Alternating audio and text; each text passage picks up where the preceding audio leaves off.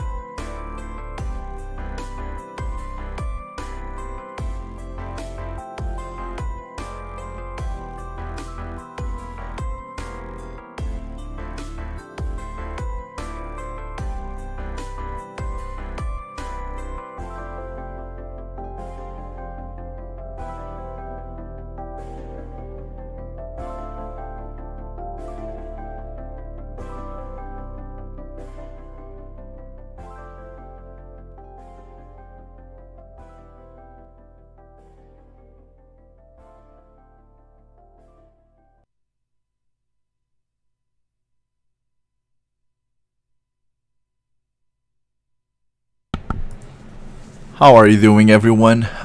Today is January 27, 2025 in most of the world. I am Stark, and this is the Evan Studios Weekly Podcast, Season 2, Episode 4?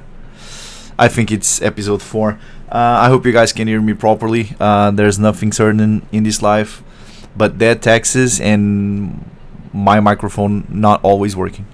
First and foremost, I want to give a roll call to everyone in chat.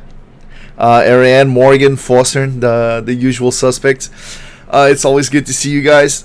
Completely exhausted at this point. So, what do we have to talk about today? Well, first and foremost, I think I finally managed to create the podcast background properly. And hopefully this time I won't override it the wrong way. So, yeah, that's what I was doing, and that's why the podcast didn't start at 7 p.m. GMT, of course. But yeah, I think I like what seems to be somewhat the final product. I also have to go in and create some images to send to Psyche Studios to release our games in their platform.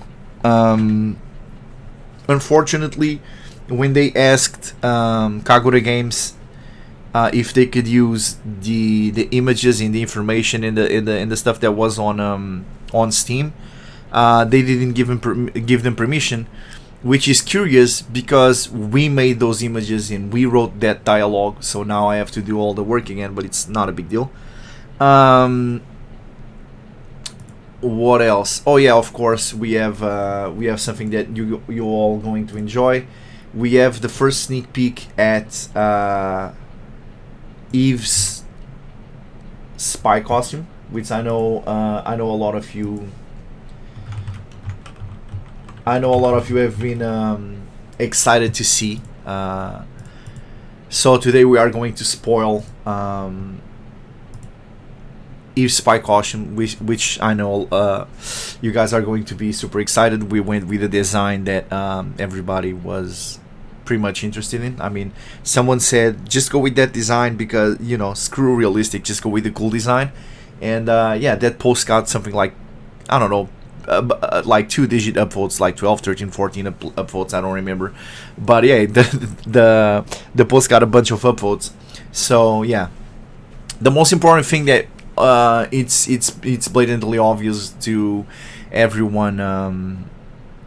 Everyone that has been following us is that it's January 27, which means we have a Journey Abroad patch on Thursday, just 3 days away. And I was kind of caught by surprise because I was under the impression that that the 30th will be on Friday, so I thought we had one more day. Yeah, and it doesn't help that Thursday Isaac and I have to go deal with some financial bullshit. But I mean, at this point, everybody knows what we are going through in our company. So yeah, but it is what I said before. We are going to have a nice introductory patch, which is going to show you guys more or less the design. We're going to have a few teaser scenes. Unfortunately, we are. I wanted to plan having the first day of school in the first patch of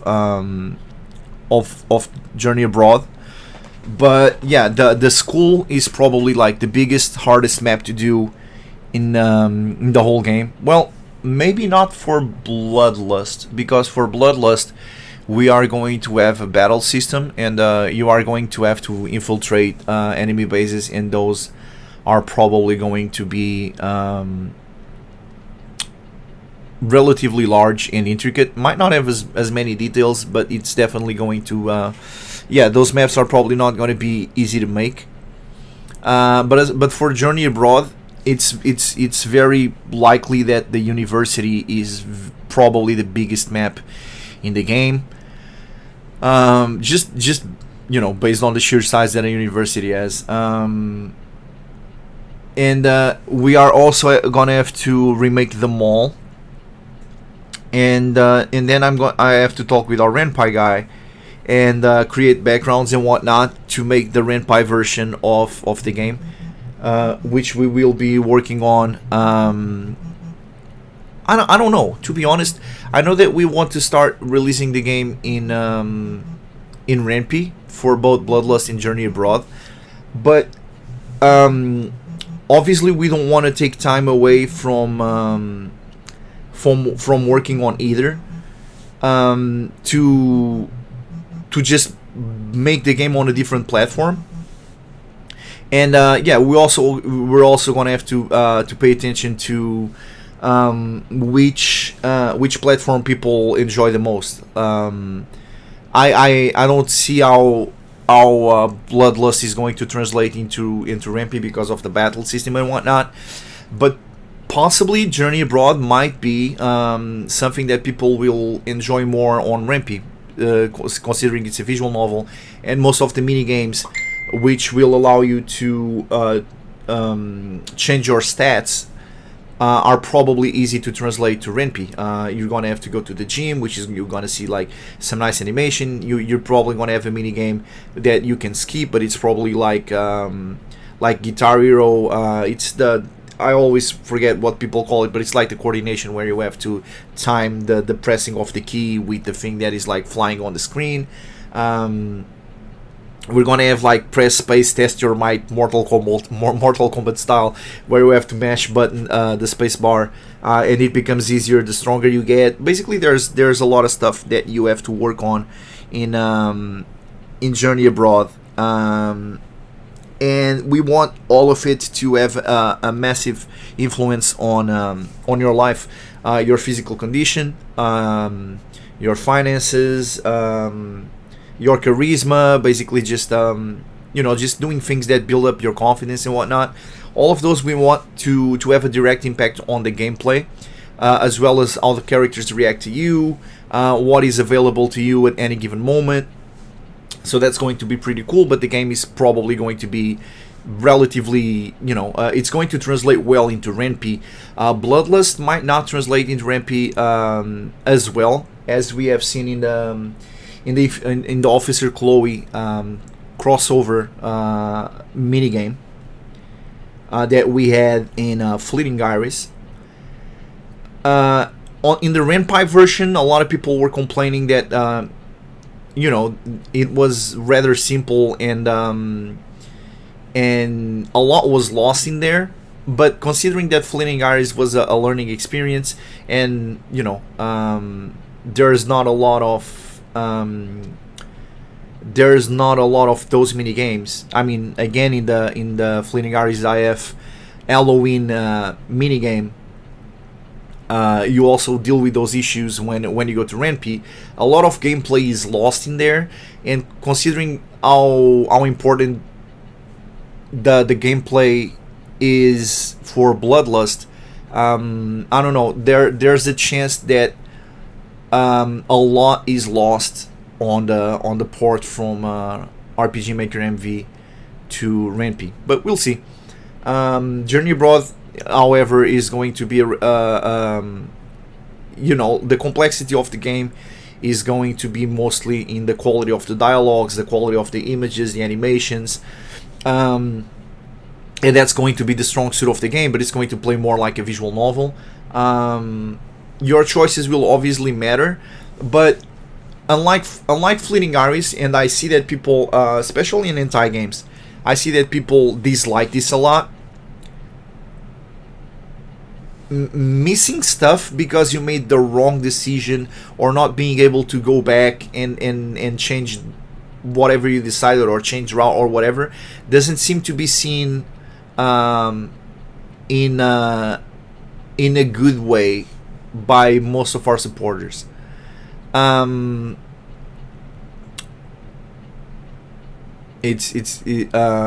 was already reading what Morgan was writing in the chat.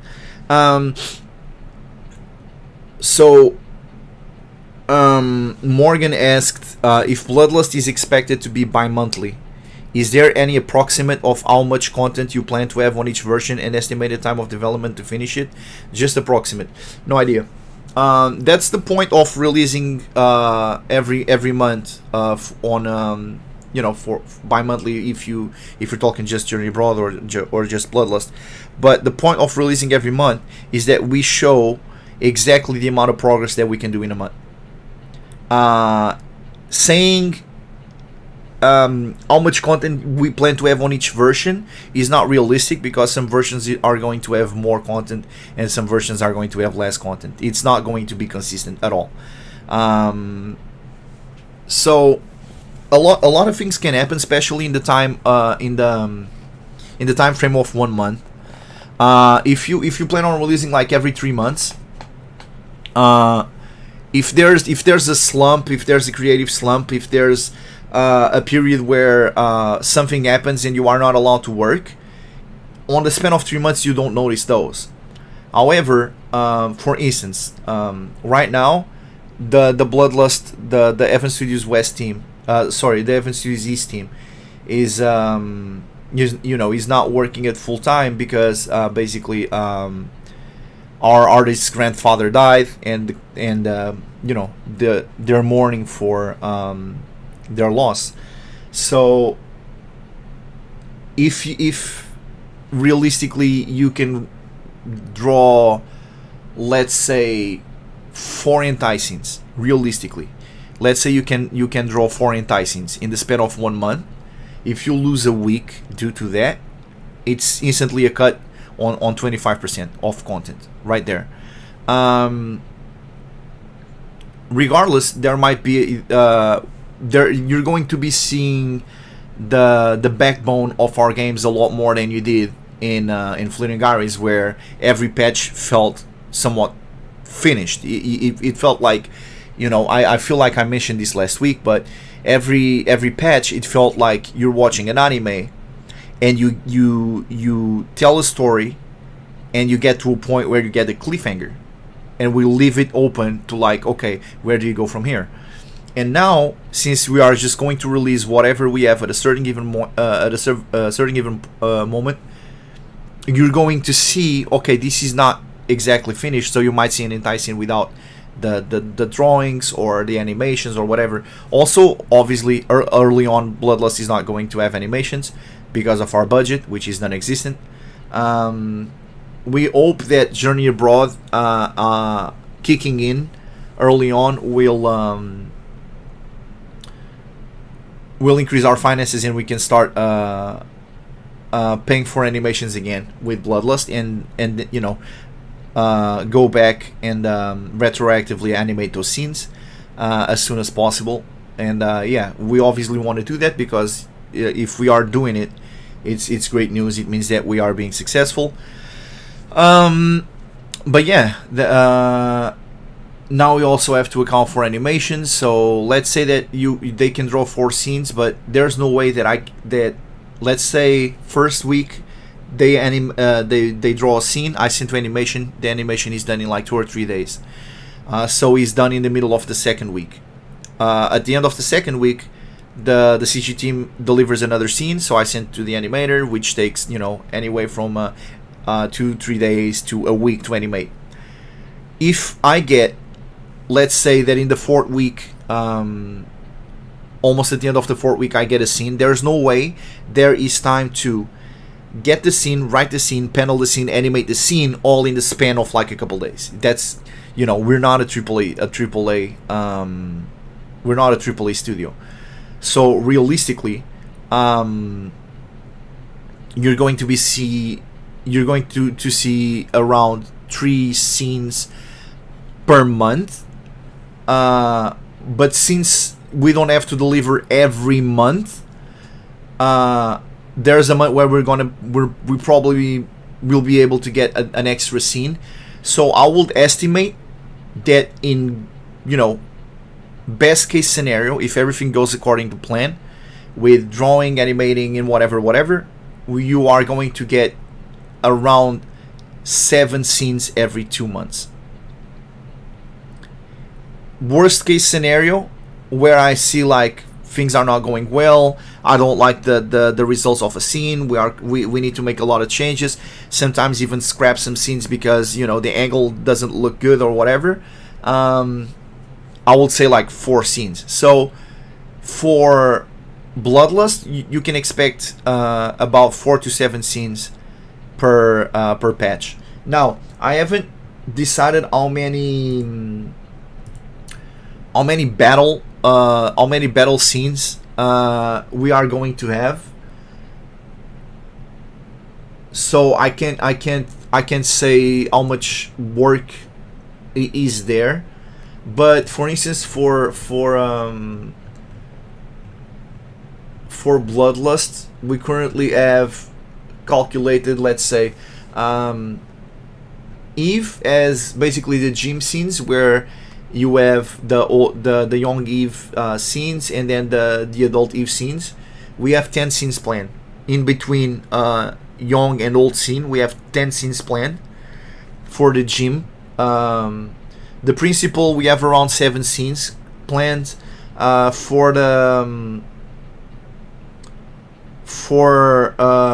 landlord / informer, we have about 7 to 8.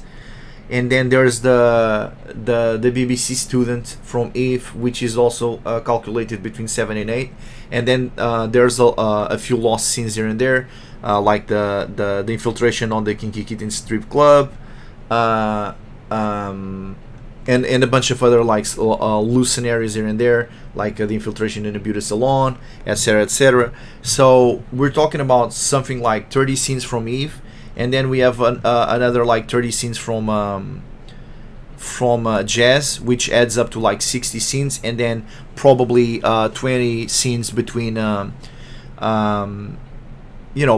animations and game over in case you lose to the bosses, which you'll still unlock if you win. You will just be able to see them in the CG room. Yeah, so Jazz is going to have the scenes with the hobos. The roommate that we mentioned in the Christmas patch, and basically the student that you see as a cameo crossover in Fleeting Iris. So if you do the math, and you get like 7 scenes. We're planning for 80 scenes more or less, and you're getting around 7 scenes every 2 months. We're talking 56 scenes per year, more or less. So we are going to try and keep it, the development of Bloodlust, like I said before, under a year and a half. So realistically, it's something that it can be achieved. We might have to cut a little bit here and there to make it like a realistic goal, because I've already ranted about this a lot of times, but we have more games that we wanna play and that we wanna create. So yeah, if we still want to make like Fleeting Iris 2 and all the sequels from Unlucky Chronicles, yeah, we need to speed up the process. It definitely can't be a game with like 300 plus scenes as Fleeting Iris, else we're going to be stuck in development hell for a long time. Morgan asks, by the way, you already share previews on Bloodlust on Discord? It's on certain tier, I just missed it. We haven't shared them on Discord. We're going to share it here on YouTube. And obviously they are not adult per se. We are not sharing anything adult, because we don't want people to be spoiled. We will go back to posting previews for Journey Abroad in February, and go back to posting previews for Bloodlust in March. But we want to get the first patch out. We want to get the first patch out first, and then we'll go from there, because we don't want to spoil people too much. So yeah. In terms of Journey Abroad, we plan to have the first couple days in the game. I think it's the first 3 days. So basically, you're gonna have the character, the MC you're going to see who is just gaming with their friends at night. He's talking about his move to Heaven City. Next day you see him talk with his father. Then you see a little presentation, and then he flies over to Heaven City, where his sister comes to pick him up. You see the trip back home. You then meet the characters that are part of your family. You have dinner with them. They basically show you around, and then the next you get introduced to a few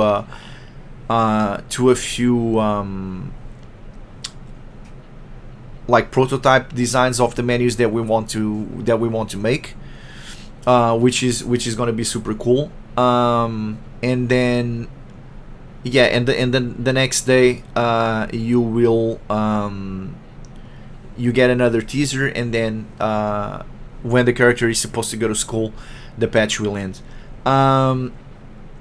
We thought about adding a little extra from the things that we have, but like I said, we want to make the game progress to look very realistic. We don't want everybody to be a turbo slut for no reason. I mean, some characters will be, but that will be part of their character. The MC's mother and stepmother and sister, we don't want to rush the progress with those characters. So there's going to be a lot in the March patch. It's going to be much bigger patch, like three to 4 times bigger, and it's probably going to have like the first couple introductory enticings. But yeah, right now we're spending a lot of time on soundtracks, on trying to create the menus, on creating the maps, coding the maps, etc. So early on the progress is obviously slow, because there's a lot of back office stuff to do that doesn't directly translate into the game, and that sucks. we wanted to start with like a huge patch for Journey Abroad in this month, but it's there's going to be a lot of we plan to do this year and we plan to do this year, but realistically we haven't been able to do everything that we wanted to do. However, we are going to have a lot of content in the March patch. For Bloodlust, we're gonna hit the ground running. I never really understood that expression, but for Bloodlust, our goal is to have a considerable amount of content right from the get go. No enticings, but you will probably be able to meet just about every single important character in the game right away. We won't have the battle system in place. We might have like this is the ideas we have for the battle system, but again, it's on very early stage, and balancing battles and whatnot is isn't very isn't that easy. And finally, like we need to figure out how we are going to make it that everything is legal on Patreon, because Battlefuck might not be allowed on Patreon because of the teams. The for on Patreon for Journey Abroad, the incest also is not viewed in a good way, so we might have to skip the blackmail and whatever stuff on Patreon, and then you will have to like arrange a patch outside of Patreon to have access to that content, or change your relationship to those characters. For Subscribestar, you're just going to get the versions as is, so you won't have to apply any patches or anything. You just have to like grab the game and just download it. We will also make a patch available in Subscribestar for people that have Patreon, to just go on Subscribestar and you download the small patch and you apply it on the patch, and there you go. You will have the same version as Subscribestar. Shortcut asked, will there be music sound effects in the first releases? Yes, there will be music and sound effects in the first releases. We can't promise voice acting early on, because again, for people that don't know, it's completely out of our budget right now. But eventually we plan to add those as well. Yeah, for Bloodlust especially, since there's like a ton of characters to voice act. I don't even know if it's realistic thinking about voice acting like 30 different characters. But for Bloodlust, I think if we just voice act Eve and Jazz, I think it's more realistic to think that the game can have voice acting. As for the music and the sound effects, yes, we have our own made music. Like we had in Fleeting Iris, we had a bunch of songs that were created just for our game. We also had a few copyright-free songs that you can find online. So we made a mix. But for Bloodlust and for Journey Abroad, you're going to be seeing a lot more original OST, so original music, sound effects and whatnot. So yeah, they definitely will be in the game. Now, I feel like I already explained more or less what is going to happen this week and next week, and where are we added in terms of like development in Bloodlust and Journey Abroad. So I think it's time for the part where a lot of you have been coming here for, and it's like the weekly spoiler. And yeah, I know a lot of you are excited for this one. So I'm going to try and stretch it. I don't know if it's going to look good, but this is not finished, by the way. I feel the need to point this out. This is not finished. The coloring is still being worked on. The details are still being worked on. But yeah, this is Eve's spy costume. something that happened to me on Eve, and I still have to check this out and discuss this with our supporters, is Eve's hair seemed to be a little lighter in previous versions of Eve, as you can see on Flaring RZF, for instance. Her blonde hair seems to be like a lighter blonde, and unfortunately, something that I noticed with this bust of Eve, the fact that her breasts are so big make her torso look smaller. If you see the full body of Eve, you right now you can only see like 2/3 of her body. If and I'm being generous, you can see like 2/3 of her body from the bust. But the problem is, I feel like the way her clothes fit and how big her breasts are makes her torso, like, the difference between this and EF is that in EF her torso seems longer. She seems taller because of it, and she looks like she shrunk in this bust, but it's because of the way her angle and the way you can see her hips, and by how big her breasts are, how small the torso looks. But I've calculated all of this. I've calculated all of this with a ruler, and it just checks out. She has the right proportions. It's just that because of her how should I put this? Because of her hips being buffed for bloodlust and whatnot, she might look a little shorter than she is in reality. But when you see the bigger picture and the full body, you realize that yeah, she looks she has the same amount of she has the same height. Foster asks, looking good. Does she have leather stockings as well? No, she has knee-high boots. She has knee-high leather stiletto boots. I hope this. I hope I explained well what it is. But basically, she has leather boots all the way up to the knee, and they're like boots with stilettos at all built into one. So yeah, and then we are considering if we should add like a belt for the guns, or if we should add the guns on some different manner. What is what? Stilettos? Morgan asked me what are stilettos. I'm going to type in chat stiletto. It's like the high heels that women use in their boots. Those are called stilettos.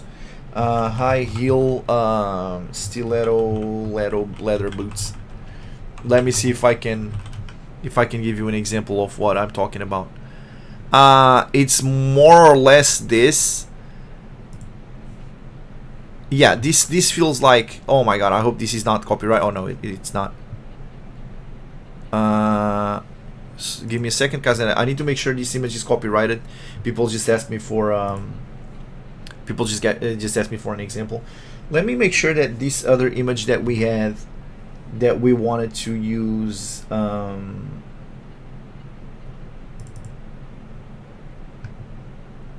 yeah, this is a perfect example. Okay, so let me give. I'm going to make a quick image for you guys, and this is a perfect example of what we are going to use. Obviously, in the bus you can see them, but and this image shows perfectly what it is.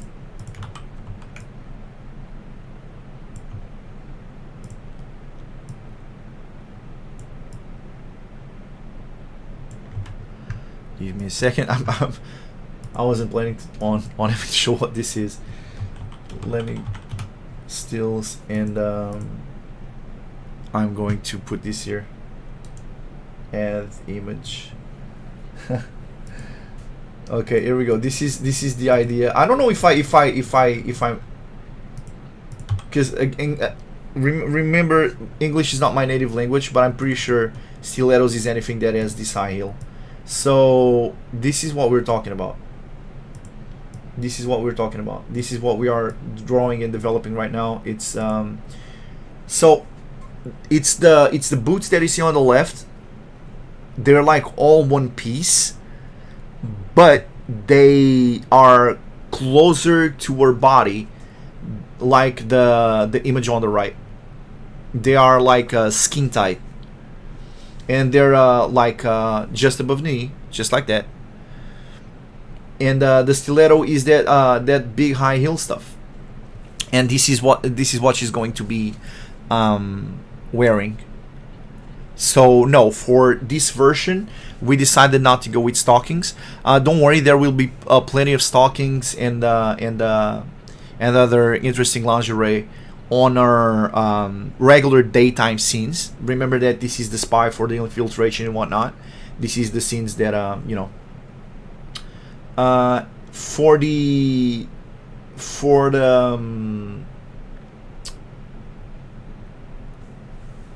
on the daytime scenes, there's going to be plenty of lingerie and other sexy costumes. So the daytime Eve has that covered for you, and a bunch of other costumes. You remember that it's a university, so there's going to be like gym outfits, swimming outfits. There's we are going to deliver in a lot of. We are going to deliver in a big spectrum in terms of like fetishes, in terms of like costumes. Just like Fleeting Iris, there's going to be a lot to choose from, and we definitely want to invest a little more into BDSM and leather and those type of attires in this game. Fleeting Iris, we planned to do that in the Arthur route. That at the end of the day,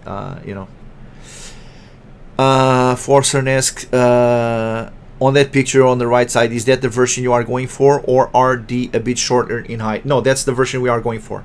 They are going to be like knee high, just right above the knee. But what you see there, it feels like she has like a leather leg sleeve, and then she has ankle high boots. That feels like a two-piece on the image on the right. And what we're saying is that the boots are going to be just one piece. They are going to fit like the right side, but they are going to be just one piece. They're not going to be like two pieces like you see in there. So yeah. And now we have to make Jazz's spy costume. So yeah, we hope at the end of the day they both look great. Yeah, we obviously Tiger Lila wanted to put straps in the breast area, connecting to the sleeve area and whatnot. And I like that, but it's one of those things. It looks realistic, but it doesn't look like. I just figured out how we can do it. We can make it button wise. We can put the straps there, but have it as a button. Can I draw here? Is this something that I can do? Can I draw on? I doubt I can draw. But the goal was to create like straps between. This should be something that you should be able to do. Just basically just draw on stream. I'm just showing that image. Yeah, I don't think I can do this. I feel like I need to like I will have to like open Photoshop or stream Photoshop to give you an idea of what I'm thinking. Give me a second. Let me see if I can do this. Because that will be cool to show you guys what. Now I just thought of it. Like I can tell Tiger Lila, hey, how about we try this? It's not exactly what you wanted to do, but let me see if I can do this. Window capture. Let me just put Photoshop in here, and hopefully we can do this. I don't even see Photoshop. Okay, never mind. Now I do. So this is something that we can do. I just realized that we can do this. Let me see if you guys can see this. Okay, let me increase the height. I can just give it like a 250%. So Penny, she actually drew it, and I can actually show how she drew it. Give me a second. I can actually show you how she originally planned it. There you go. Ooh, okay, so I need to just use this part because it's a little too revealing. And here I will be able to show you what I was talking about earlier. So let me try to put this in kind of like, no wait, a little bit bigger. Guys screaming in the microphone, bigger. So as you can see, she originally intended to use straps here. We had like two big pieces of strap here. And as I saw this, I was like, listen, this looks realistically because it keeps all this area from falling, right? And during battle, during movement, this might not look like the most realistic if the straps are not here like the original does. Like this might just fall in battle. But during a scene where this is pulled down or whatever, you know, it might not look, you know. I just realized how we can do this, and that was silly. We can simply, and this is I can't believe I didn't think of this earlier. We can simply make this. I can't believe I didn't think of this. Buttons, just two buttons. We had a little strap over here, and the strap is buttoned to the sleeves. In terms of design, that will just work.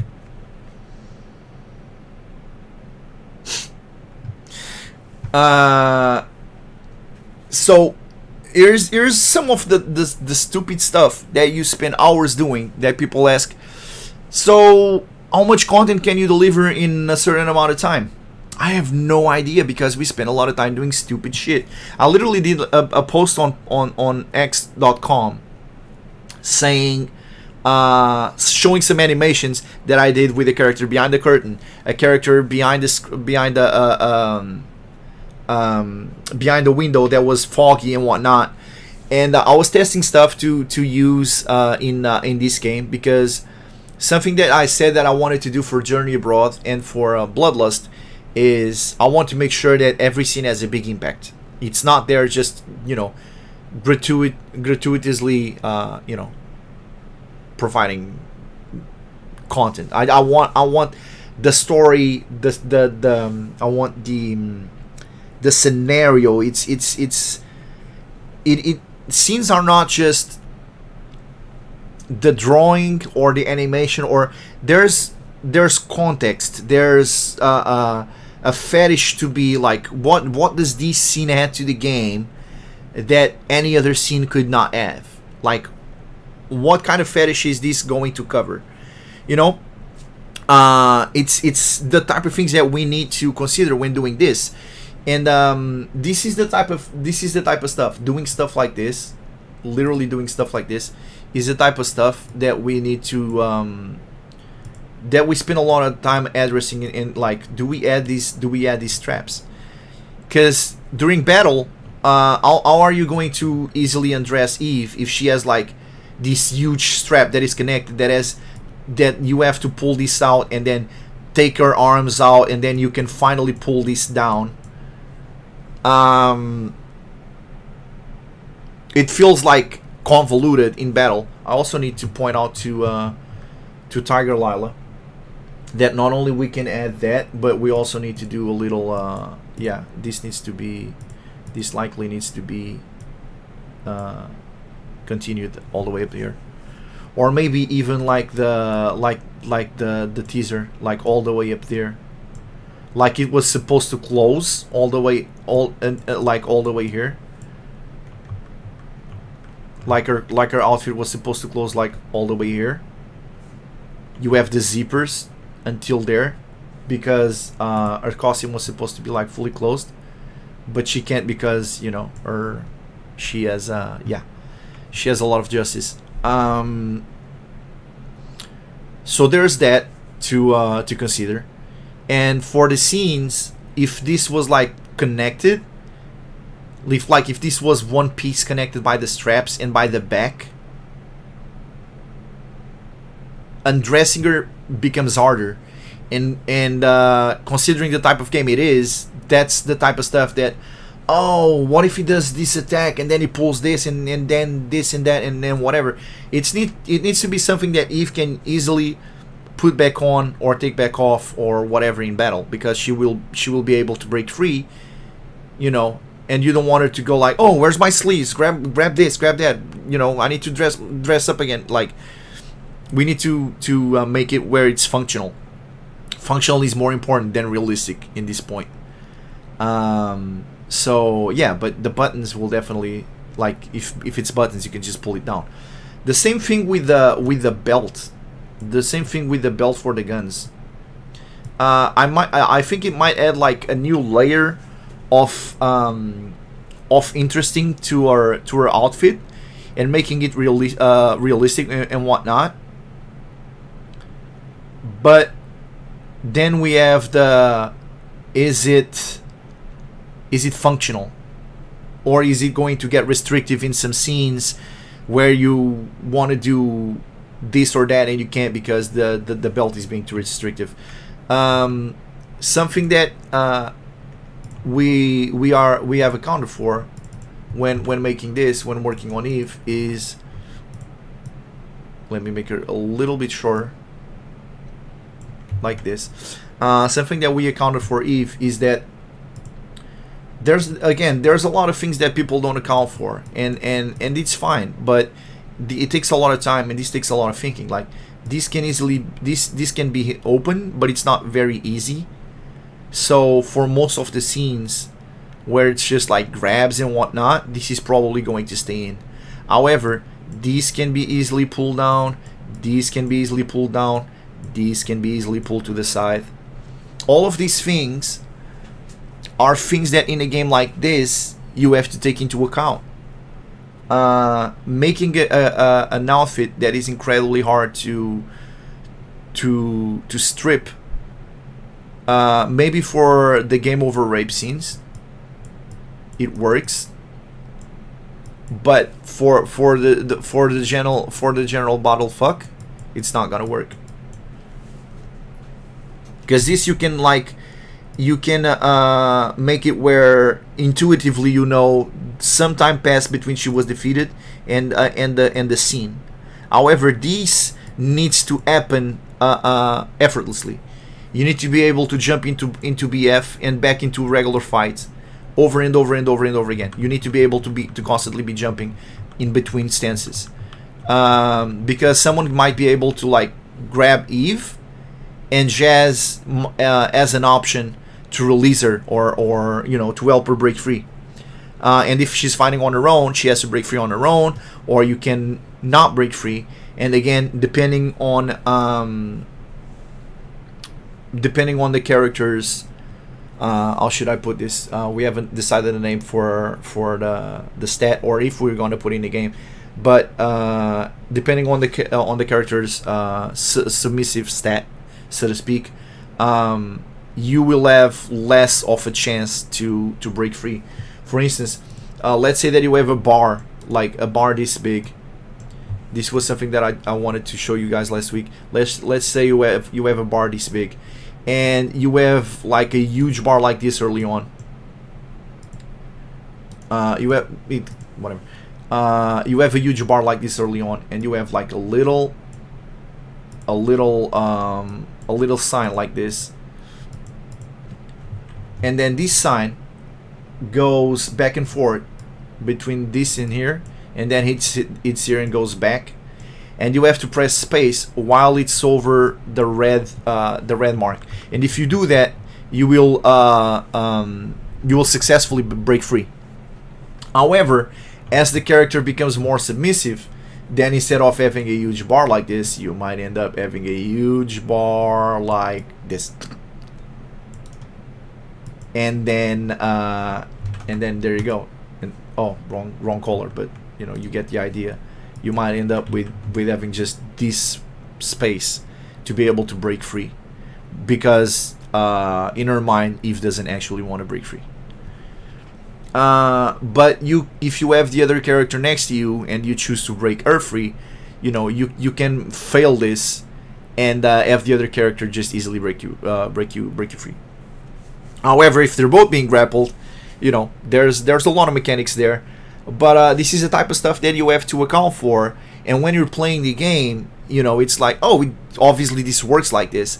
But in terms of like gameplay, in terms of coding, in terms of projecting, like this costume, we've seen 40 AI calculated iterations of this outfit, like 40 of them, just for Eve. Jazz has a bunch of them as well. All of this takes a lot of time, and I know people just want to see, okay, but what can I play? And this is why games that don't have a lot of gameplay, games that are relatively more simple, usually have better development times, because the battle system is simple, because stuff doesn't make sense, because dicks fly, you don't have to account for angles. That's an issue I have with Saboten, old what was the name of the circle before that? Acerola. Yeah. That's an issue that I have with it. It's like the characters, shit flies and the angles are always correct because you don't see the male character, and realism is not something that is always important. But I feel like when realism is, this outfit doesn't look realistic, but it looks very sexy, it's something that you can buy. It's like, okay, I buy it. But when it's something that it's too unrealistic, like flying dicks, and there's no way this character could be in this angle or whatever, for me it starts breaking immersion. So there's a fine line between what you can get away with and what it's like. From this point on, it just looks ridiculous. You risk alienating a part of your followers. But fortunately, people know from Fleeting Aries the type of content that we are used to delivering. So we are going to strive to be even better, even more realistic, all of that. And yeah, we hope that it translates into content. Finally, to wrap this week's podcast, I need to address the Christmas patch, which hasn't been finished, and the reason is I need to select the faces, the busts for all the dialogue that is in the game. It's the last thing that I miss doing, but I find that I end up spending most of the time that I work on the game on Journey Abroad. Like right now, I'm just trying to put all the time that I can in Journey Abroad. Sometimes I have to to give answers or direct the team and stuff for Bloodlust, even though the game is not going to come out until next month. But sadly, I'm the type of work that I do in this company is spread a little too thin across all the stuff that I need to do and all the stuff that needs to be addressed. So Our goal is to. I'm probably gonna finish that over the weekend. I'm just gonna work overtime over the weekend, because Friday I want to start working on Bloodlust already. I want to finish the school map. So on the weekend I'm going to work on the Christmas patch, and hopefully Monday we are able to release the final functional version. With zero bugs, all proofread, everything looking good, all the good songs, all the new songs, yada yada. I expect you guys to play that version and ignore everything that was released before. There's always work to do. It is what it is. If you guys have any questions regarding any of this, please speak now or forever hold your peace. And then we are going to move into, I'm going to go have dinner because it's 8 something p.m. So yeah, I'm gonna leave this time for you guys to have questions, because usually when there's a bunch of information just being dropped on your laps like this, and a lot of it is related to enticings. Yeah. And yeah, luckily I was able to do the podcast this week. I was thinking I was not gonna make it, but again, it's super important to us right now in 2025 to be able to keep hitting our deadlines and our goals. So yeah, Morgan asks, so no previews until late February. Previews for what? Enticings? No previews until early March. In March we will go back to releasing previews of enticings. However, there is no enticings right now for Bloodlust. We haven't drew any.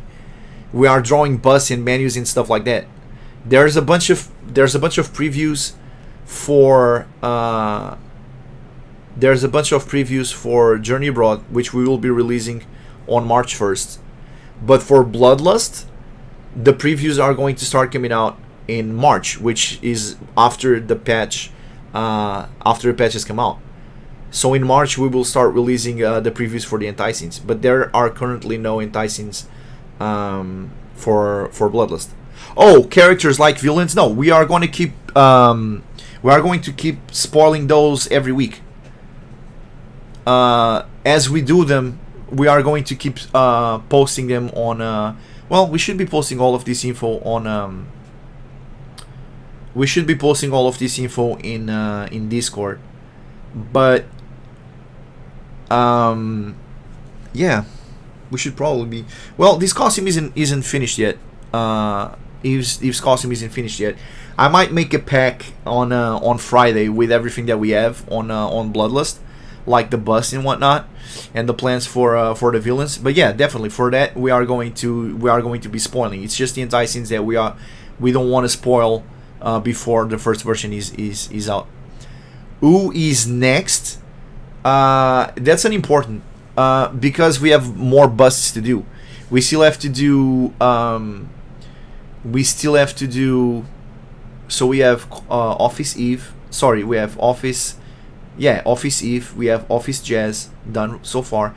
We have Sleeping Attire Eve. So we need Sleeping Attire Jazz, which is going to be probably one of the next. We have Spy Eve.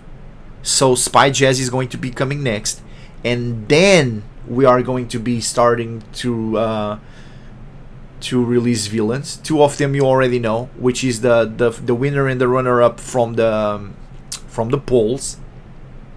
And then we are going to have we are going to be spoiling a few characters. You know what? Don't tell anyone I'm going to spoil a character right now. So basically, I'm not going. This is going to be a small. This is going to be a small teaser, and the reward for people that take the time out of their days and show appreciation for our podcast. I'm going to be spoiling a character that has never been spoiled, which is Jazz's roommate. A couple of people have seen it, but this hasn't been spoiled yet. Why didn't this work? Give me a second. I'm going to be spoiling a character.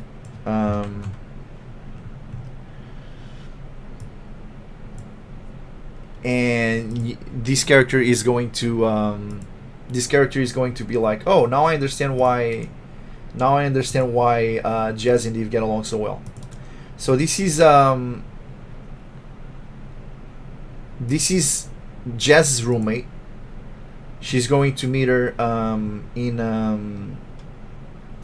as soon as she joins the school. And wait, Photoshop null? Nope, not this. Photoshop null, also not this. Photoshop null, also not this. Photoshop null. There we go.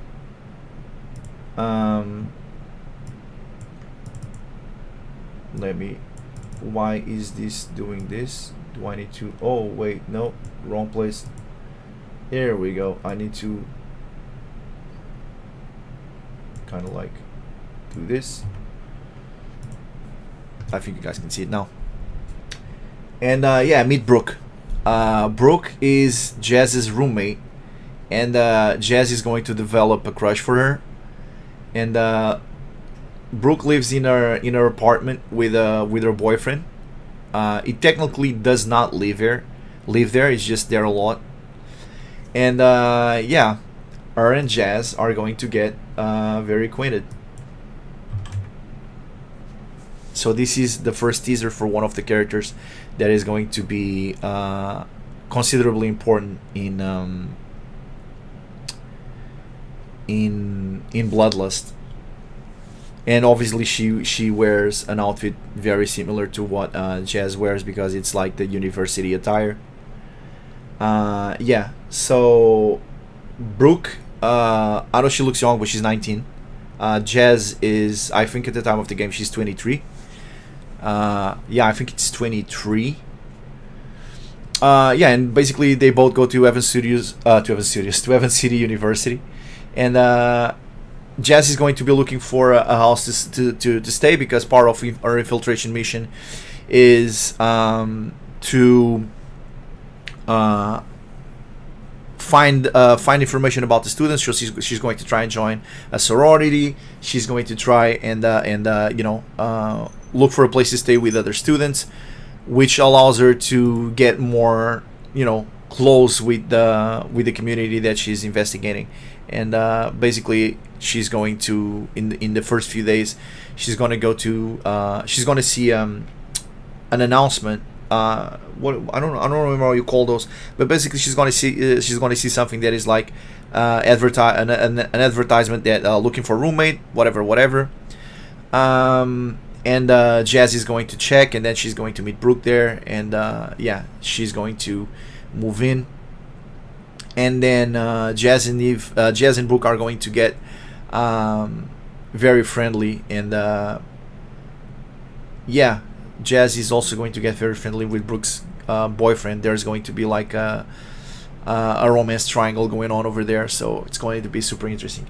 So yeah, consider this like the special thanks for always being part of the podcast and showing up and participating and whatnot. And yeah, keep it on the shush. So yeah, I hope you guys enjoyed it. If you guys have any more questions, I can try and answer them. If not, I will probably see you guys on Thursday. I'm probably going to try and squeeze as many hours as I can on Thursday, so it's going to be released like late. I will say probably like, sorry, super tired. Like 9-10 p.m. So yeah, and we're going to have the first batch for Journey Abroad. And yeah, don't worry, you will meet Brooke on the first batch of Bloodlust. It's going to be wait, will you?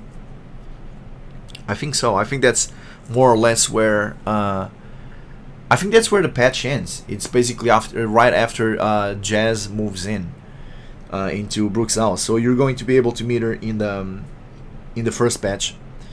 And yeah, for the villains, we are probably going to see the full face of the guy from the cameo. His name. What was his name? I think his name was Brett or something like that.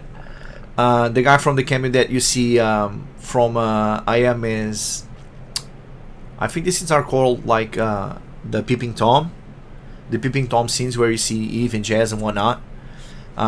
In the Fleeting Iris crossover, we are going to be having that guy soon, and obviously Brooke's boyfriend is going to be also revealed very soon. So yeah, we're going to be working on those. Those spoilers are going to come out, relatively soon. So stay tuned for those. There's going to be probably Christmas patch and the new podcast next week on Monday. So that's going to be super cool.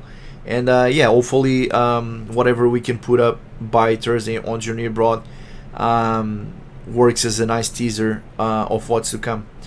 I hope you guys enjoyed the podcast. I definitely enjoyed having you guys around. Once again, it's always cool to be able to share these ideas and chat with you guys.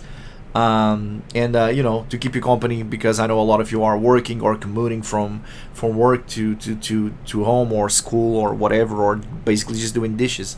So I appreciate you guys for showing up, and as usual, much health, much love. Take care, guys. I'll see you guys soon. Peace out.